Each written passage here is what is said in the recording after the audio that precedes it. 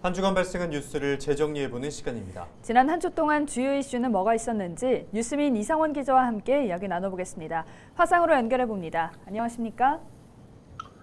네, 안녕하십니까. 뉴스민 이상원 기자입니다. 네, 먼저 지난 한 주 동안 발생한 주요 이슈부터 종합해 주시죠. 네, 윤석열 대통령 당선인이 지역 순회 첫 일정으로 대구와 경북을 찾았습니다. 대구에선 박근혜 전 대통령을 만나기도 했는데요. 어떤 이야기가 있었는지 살펴보겠습니다. 정당별로 대구시장 후보들이 추려지고 있는 상황도 짚어보겠습니다. 끝으로 공직선거법 개정으로 만 18세가 되면 출마가 가능해졌는데요. 대구 경북에서도 만 18세 의원이 탄생할지 살펴보겠습니다. 네, 윤석열 대통령 당선인의 대구 경북 방문 당시 현장 분위기는 어땠습니까? 네, 지난 11일과 12일 윤석열 당선인은 첫 지역 순회 일정으로 경북과 대구를 찾았습니다. 첫날 경북 안동에서 일정을 시작해 상주, 구미, 포항을 차례로 방문했습니다. 안동에선 시장 상인과 지역 유림을 두루 만났고 상주에서도 시장을 방문해 시민을 만나는 한편 구미와 포항에선 산업 현장을 찾아 브리핑을 듣는 시간을 가졌습니다. 이튿날 대구 일정은 오전엔 서문시장을 찾아 시장 상인들을 만났고 오후엔 박근혜 전 대통령을 만난 후 동성로에서 시민들을 만났습니다. 윤 당선인은 대구 경북의 압도적 지지에 감사의 뜻을 전하며 연거푸 어퍼컷을 선보이기도 했습니다.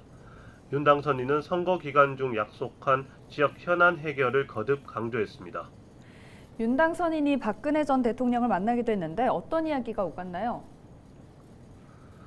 네, 지난 12일 윤 당선인이 달성군 박근혜 전 대통령 사저를 찾아 박 대통령과 면담하는 시간을 가졌습니다.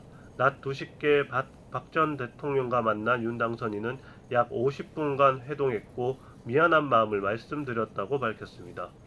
윤 당선인은 회동을 마치고 나오며 기자들과 만나 인간적 안타까움, 마음속 미안한 마음을 말씀드렸다고 말했습니다. 이어진 브리핑에 따르면 윤 당선인은 과거 특검 피의자와 수사 검사로서의 악연에 대해 죄송하다는 이야기를 전했고 박 전 대통령의 정책과 업적을 계승하고 홍보하는 일도 하겠다고 말했습니다.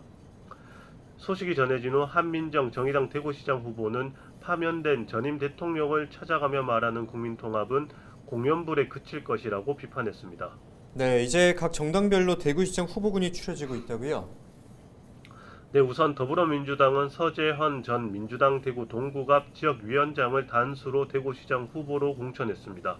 서 후보는 40대로 박심과 윤심보다는 민심을 따르는 시장이 되겠다고 출마 포부를 밝혔습니다.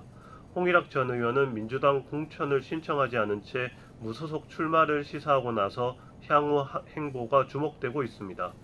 국민의힘은 홍준표, 김재원, 유영아 세 사람을 경선 후보로 결정했습니다. 국민의힘은 21일, 22일 당원 50%, 일반 시민 50%를 반영하는 여론조사와 투표를 통해 23일 최종 후보를 결정합니다. 정의당은 한민정 대구시당위원장, 기본소득당도 신원호 대구시당위원장이 대구시장 후보로 나섭니다. 끝으로 대구와 경북에서 만 18세 기초의원을 볼 수 있을지도 모른다던데요? 네, 지난 13일까지 더불어민주당 대구시당이 지방선거 후보자 공모를 진행했는데요. 신청자 중 만 18세 지원자가 1명 확인됐습니다. 달성 군의원 선거에 도전하는 강동엽 씨인데요. 강 씨는 올해 영남대학교에 진학한 신입생으로 민주당 대학생위원회 활동을 하고 있습니다. 지난 3일 민주당 대구시당 청년위원회가 개최한 청년 출마 예정자 공개 오디션에서 가장 높은 점수를 받기도 했는데요. 강 씨는 나이를 무기로 삼지 않고 능력을 검증해 보이겠다는 각오를 밝혔습니다. 경북에도 민주당으로 경주시의원에 도전하는 만 18세 김경주 씨가 확인됩니다. 김 씨는 언론 인터뷰를 통해 젊은 시의원 뽑았더니 제일 잘하더라는 이야기를 지역 주민에게 듣고 싶다고 말했습니다. 네, 지금까지 이상원 뉴스민 기자와 주간 이슈 살펴봤습니다. 고맙습니다. 네, 감사합니다.